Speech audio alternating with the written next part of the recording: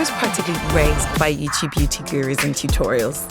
So I've always had that love for makeup and skincare. But before Avon, I had zero clue I could gain so much from this passion, let alone earn and actually sustain myself with it. When you're young and at uni, independence is tough to sink in with your life. With other jobs like in a bar or in retail, you're always working to someone else's schedule. And as a student, let's be for real, I'm gonna need the flexibility. But working as a rep is on my time. I study when I need, I earn when I want, and I enjoy it. Like, I genuinely enjoy it. I sell to old friends, new friends, online, offline, wherever, all the time.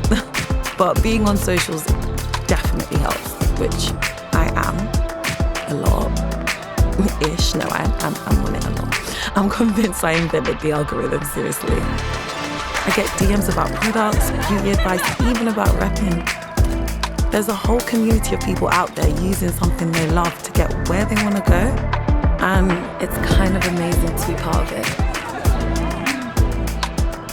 I'm Kenan, and I'm an Avon representative. Avon, embrace your power.